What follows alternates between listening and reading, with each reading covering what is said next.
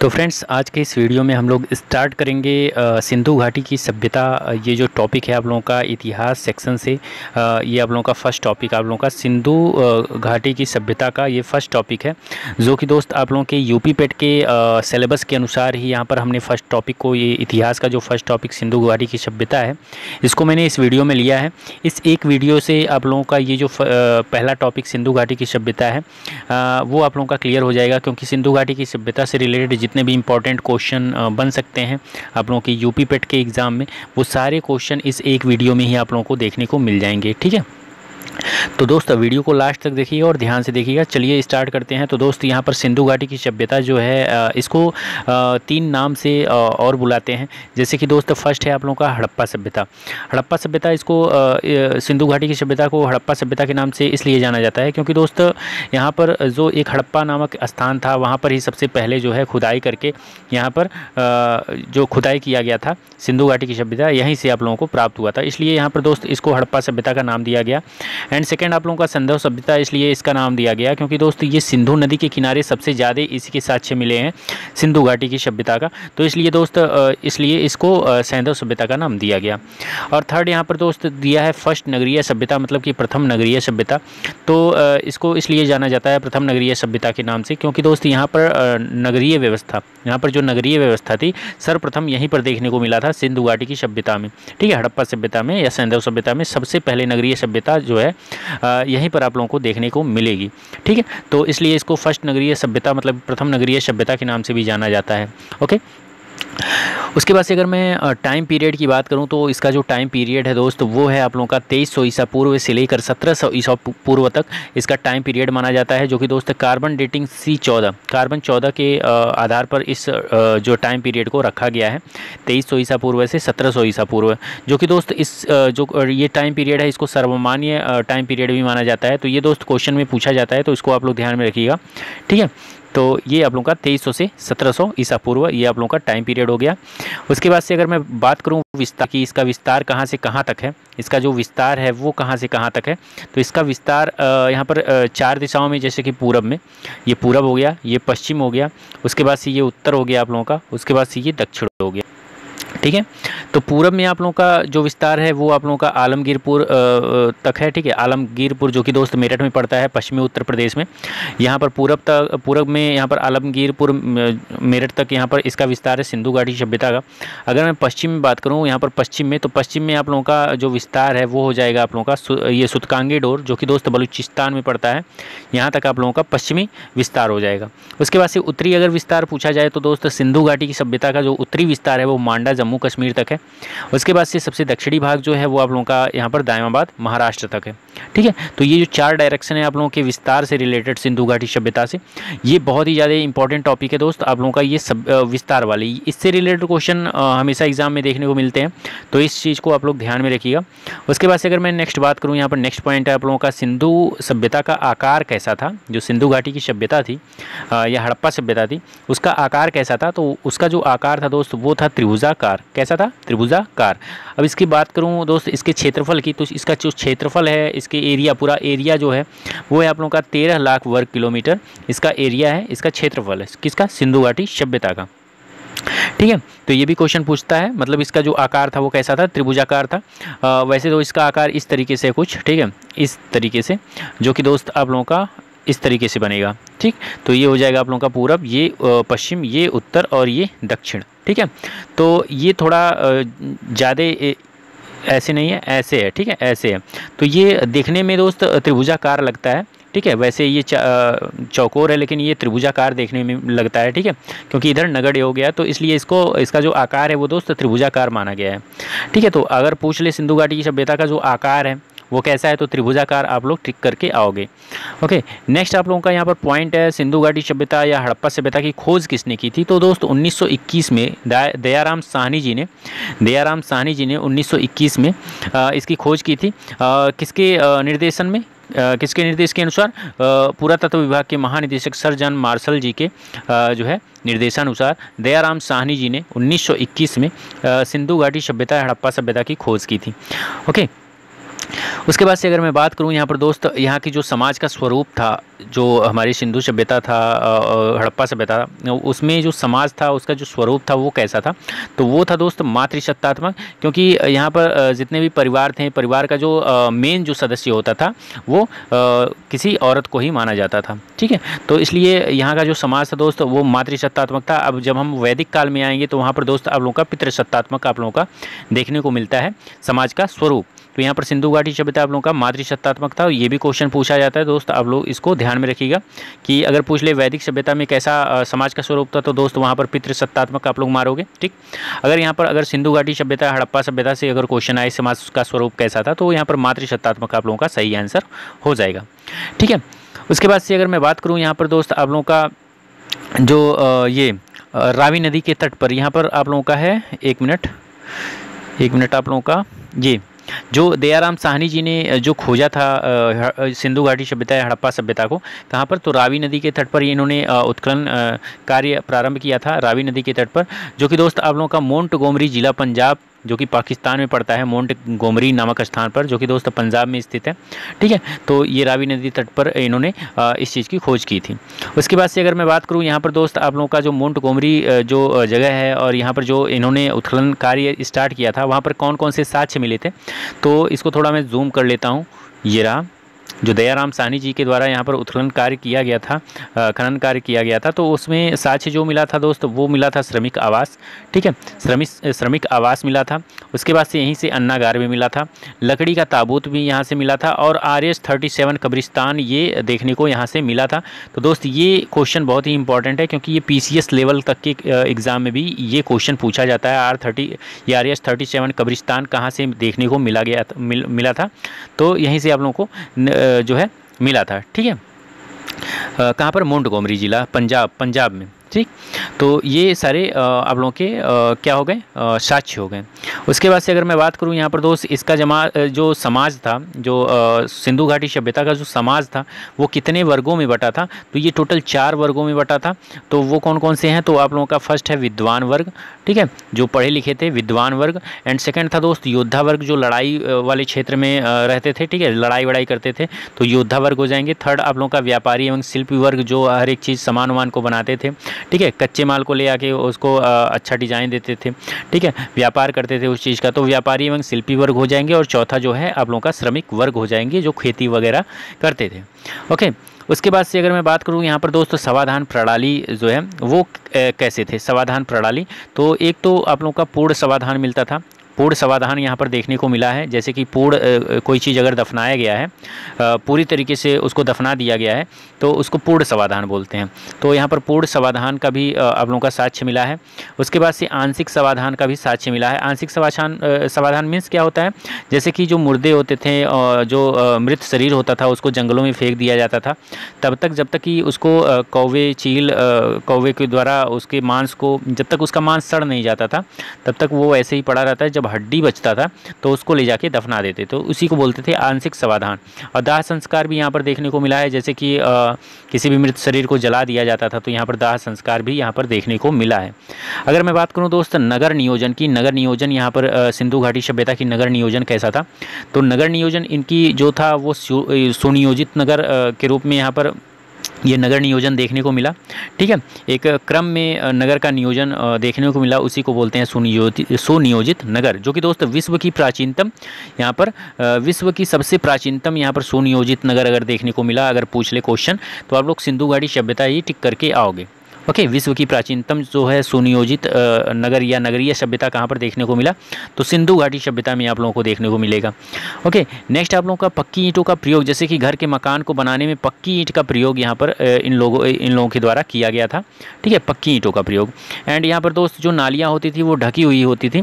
ठीक है, जो नालियाँ होती थी वो ढकी हुई हुआ करती थी, और जो घरों के मेन दरवाजे थे वो सड़कों की तरफ ना खुल के पिछवाड़े की तरफ खुलते थे, मतलब पीछे की तरफ खुलते थे। ठीक है, उसके बाद से अगर मैं बात करूं यहाँ पर दोस्त मोहनजोदड़ो जो था, मोहनजोदड़ो एक स्थान था यहाँ पर, मोहनजोदड़ो जो कि दोस्त 1922 में मोहनजोदड़ो की खोज यहाँ पर दोस्त 1922 में राखलदास बनर्जी के द्वारा किया गया था, जो कि दोस्त सिंधु नदी के किनारे यहाँ पर ये मोहनजोदड़ो स्थित है। अब मोहनजोदड़ो का अर्थ होता है मृतकों का टीला। ये कई बार क्वेश्चन पूछा गया है, तो इसको ध्यान में रखिएगा। मोहनजोदड़ो का जो अर्थ होता है वो मृतकों का टीला होता है। और पूछ लेता है दोस्तों मोहनजोदड़ो की जो खोज है वो कब की गई थी, तो 1922 में की गई थी। किसके द्वारा? राखलदास बनर्जी के द्वारा। कहाँ पर? सिंधु नदी के तट के बगल में। ओके, जो कि दोस्त आप लोगों का पाकिस्तान के सिंध प्रांत के लरकाना ज़िले में ये स्थित है मोहनजोदड़ो। ठीक है, उसके बाद से अगर मैं बात करूँ यहाँ पर नेक्स्ट जो साक्ष्य मिले अलग अलग जगह से मोहनजोदड़ो से कौन कौन से साक्ष्य मिले हैं,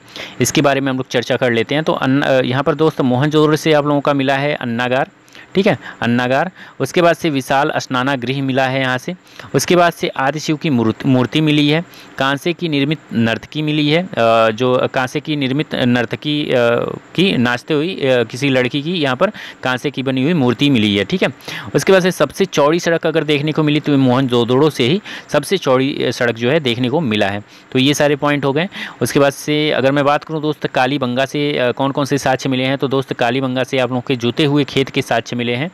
सेकंड है मिट्टी की चूड़ियाँ या कांच की चूड़ियाँ यहाँ पर मिट्टी की और कांच की दोनों की चूड़ियाँ जो है यहाँ पर कालीबंगा से देखने को मिली हैं।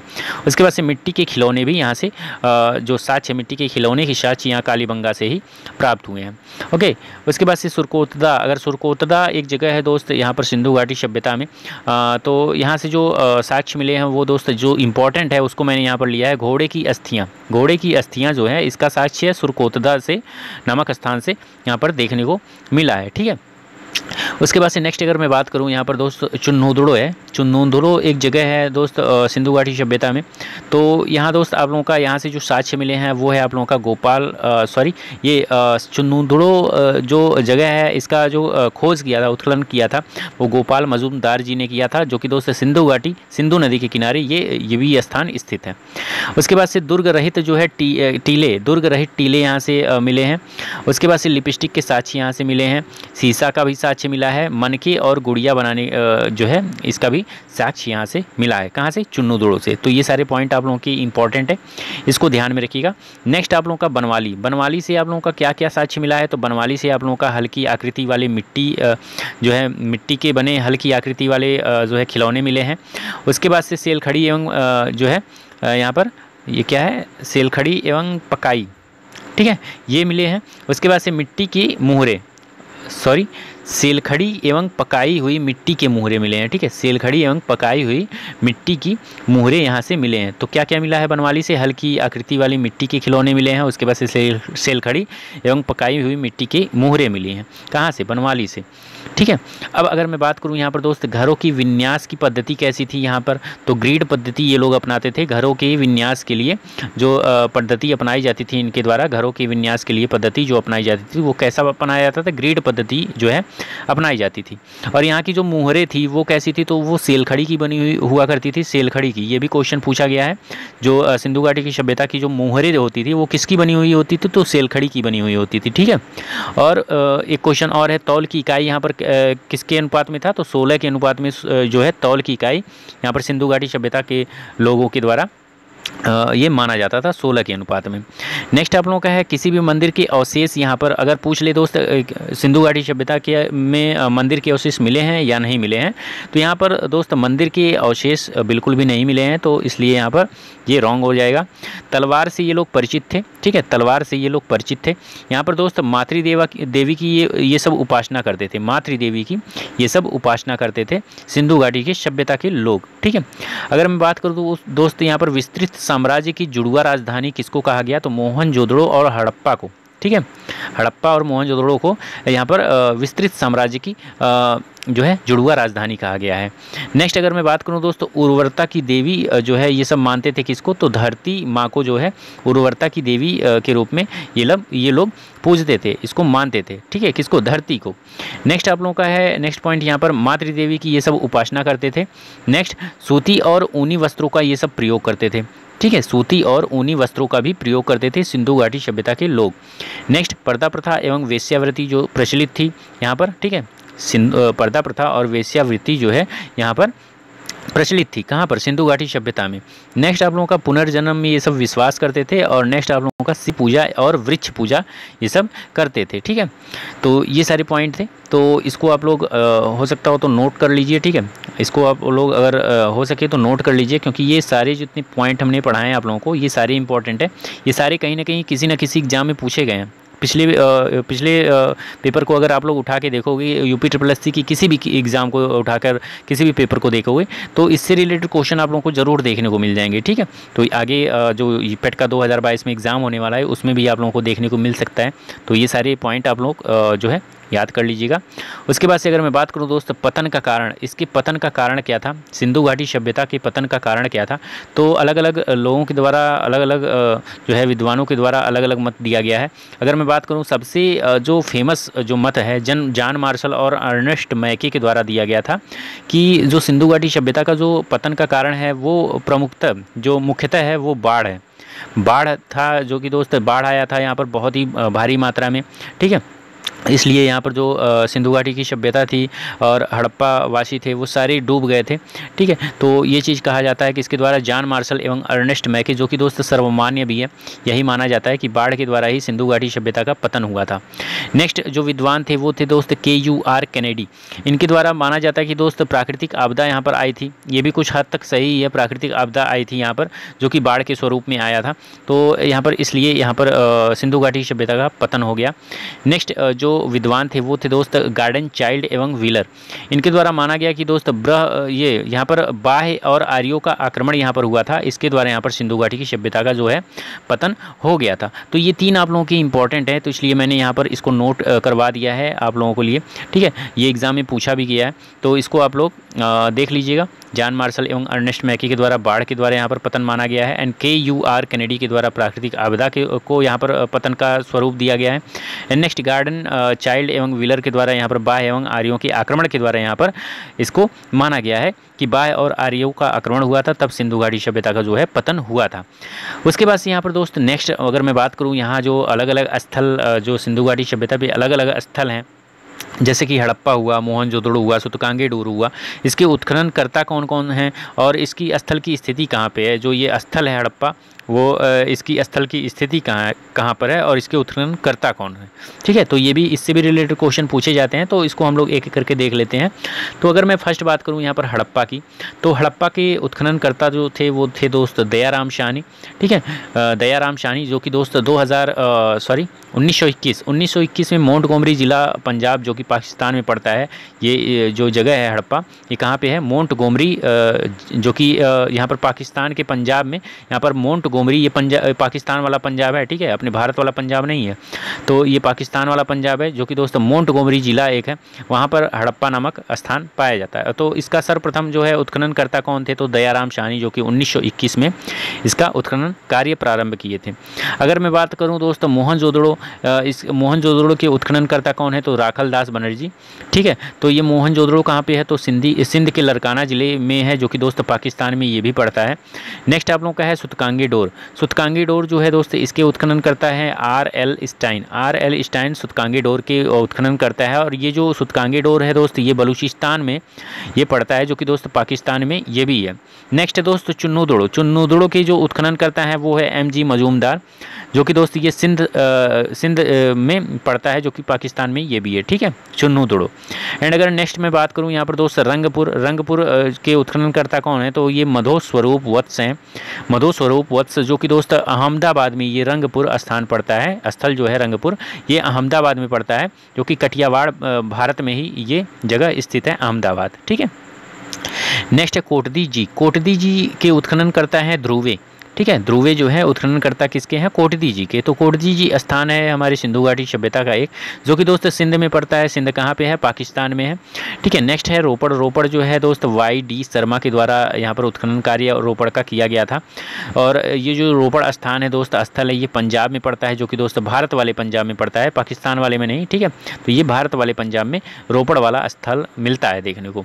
नेक्स्ट दोस्त कालीबंगा के उत्खनन करता है अमलानंद घोष। ठीक है, इंपॉर्टेंट है, इसको ध्यान में रखिएगा। कालीबंगा की जो उत्खनन करता है वो अमलानंद घोष हैं, जो ये कालीबंगा स्थल है वो गंगानगर में मिलता है, जो कि दोस्त राजस्थान स्टेट में स्थित है। नेक्स्ट अगर मैं बात करूं दोस्त लोथल जो है आप लोगों का, लोथल के उत्खननकर्ता जो हैं वो है दोस्त एस आर राव, ये लोथल के उत्खनन करता है और ये अहमदाबाद कठियावाड़ में ये स्थल मिलता है। नेक्स्ट दोस्त आलमगीरपुर, जो कि दोस्त आप लोगों के उत्खनन करता है इसके यज्ञदत्त शर्मा, और ये मेरठ में, जो कि दोस्त उत्तर प्रदेश में स्थित है मेरठ, यहाँ पर दोस्त आप लोगों का आलमगीरपुर स्थल स्थित है। नेक्स्ट है सुरकोटदा आप लोगों का जगपति जोशी इसके उत्खनन करता है, जो कि दोस्त कच्छ गुजरात में है। ओके, नेक्स्ट है दोस्त बनावली जो है दोस्त, ये इसके जो उत्खनन करता है वो है RS विष्ट, जो कि दोस्त हिसार में पड़ता है, हरियाणा। ठीक है, ये जो स्थल है बनावली वो हिसार में है, जो कि हरियाणा में स्थित है। नेक्स्ट दोस्त धौलावीरा RS विष्ट, ये हैं उत्खनन करता इसके, और ये धौलावीरा स्थित है कच्छ के रण में, जो कि दोस्त गुजरात में है। नेक्स्ट है राखीगढ़ी के जो उत्खनन करता है वो है रफ़ीक मुगल, और ये राखीगढ़ी आप लोगों का स्थित है हरियाणा में। ओके, नेक्स्ट यहाँ पर दायमाबाद और देसलपुर, इसके ये जो स्थल हैं दायमाबाद वो अहमदनगर महाराष्ट्र में है, एंड देसलपुर जो है वो कच्छ गुजरात में है। ठीक है, तो ये उतना इम्पोर्टेंट नहीं है, तो इसको आप लोग जो है ऐसे देख लीजिएगा, इसके जो स्थल का कहाँ पे है, तो दायमाबाद अहमदनगर महाराष्ट्र में है, देसलपुर आप लोगों के कच्छ गुजरात में है। ओके, उसके बाद से अगर मैं बात करूँ अलग अलग जो स्थल हैं वो किस नदी के तट पर हैं, किस नदी के किनारे बसे हुए हैं, तो हड़प्पा जो है, हड़प्पा स्थल ये रावी नदी के तट पर स्थित है। नेक्स्ट दोस्त मोहनजोदड़ो, ये सिंधु नदी के तट पर स्थित है। ठीक है, सिंधु नदी के किनारे मोहनजोदड़ो स्थल पाया गया है। नेक्स्ट चुन्नूदड़ो ये भी आप लोगों का सिंधु नदी के किनारे है। मांडा ये भी चिनाब नदी के किनारे है। उसके बाद से कालीमंगा जो है वो घग्गर नदी यहाँ पर, ठीक है, घग्गर नदी के किनारे है। और नेक्स्ट लोथल भोगवा नदी के तट पर है। रंगपुर मादर नदी के तट पर है। ठीक, ये सारे क्वेश्चन पूछे गए हैं तो ध्यान में रखिएगा। रोपड़ जो है सतलज नदी के तट पर है। बनावली सरस्वती नदी के तट पर, एंड आलमगीरपुर जो है हिंडन नदी के तट पर है। उसके बाद से सूतकांगी डोर स्थल की बात करूं तो ये दास के नदी के तट पर है। उसके बाद से अगर मैं बात करूं दोस्त, यहाँ पर जो सिंधु घाटी सभ्यता की जो आयातित वस्तुएं होती थी वो किस किस प्रदेश से आती थी। ठीक है, जो अलग अलग वस्तुएं थी जो आयातित होती थी सिंधु घाटी सभ्यता में, वो किस किस प्रदेश से आती थी। तो यहाँ पर ये क्वेश्चन, ये जो चार्ट है दोस्त बहुत ही इंपॉर्टेंट है सिंधु घाटी सभ्यता से रिलेटेड। तो दोस्त इससे भी रिलेटेड क्वेश्चन पूछे गए हैं अलग अलग एग्जाम में, UP के अलग अलग एग्जाम में। तो ये भी दोस्त आप लोगों के एग्जाम के पॉइंट ऑफ व्यू से इंपॉर्टेंट है, तो इसको ध्यान में रखिएगा। ओके, तो यहाँ पर दोस्त तांबा, जो फर्स्ट आप लोगों का जो वस्तु है आयातित वस्तु वो है तांबा। तो इसका जो आयातित प्रदेश था वो कौन कौन है, तो ये किस प्रदेश से रिलेटेड है, तो खेतड़ी जो कि दोस्त राजस्थान में स्थित है, और ओमान, यहाँ से दोस्त आयातित होती थी ये सारी वस्तुएं। जो तांबा से निर्मित वस्तुएं होती थी वो कहाँ से आयातित होती थी, किस प्रदेश से, तो खेतड़ी और ओमान से। ठीक है, अगर मैं बात करूं नेक्स्ट चांदी जो वस्तु थी वो कहाँ से आयातित होती थी, तो अफ़गानिस्तान और ईरान से। एंड सोना जो था वो कर्नाटक से आयातित होती थी। टिन जो है वो दोस्त वो अफ़गानिस्तान और ईरान से, दोनों जगह से ये सोना टिन जो है आयातित होती थी। एंड गोमेद अगर मैं बात करूं गोमेद, तो गोमेद का सौराष्ट्र हो जाएगा आयातित प्रदेश। एंड लाजवर्द जो कि दोस्त लाजवर्द मणि है ये मेसोपोटामिया नामक स्थान से ये तो आयातित होती थी। अगर मैं बात करूँ नेक्स्ट सीसा की, ये जो आप लोगों का सीसा है, सीसा जो आप लोगों का आयातित होता था वो ईरान नामक जगह से ये जो है सीसा आयातित होता था। तो ये था दोस्त सिंधु घाटी सभ्यता से रिलेटेड जितने भी इंपॉर्टेंट टॉपिक, जितने भी इंपॉर्टेंट जो है आप लोगों के क्वेश्चन बन सकते हैं आप लोगों की UP PET 2022 के एग्ज़ाम में, वो सारे क्वेश्चन, वो सारे पॉइंट, वो सारे जो है पॉइंट को मैंने आप लोगों को इस एक वीडियो में मैंने डिस्कस किया। तो दोस्त अगर वीडियो अच्छी लगी हो तो वीडियो को लाइक कर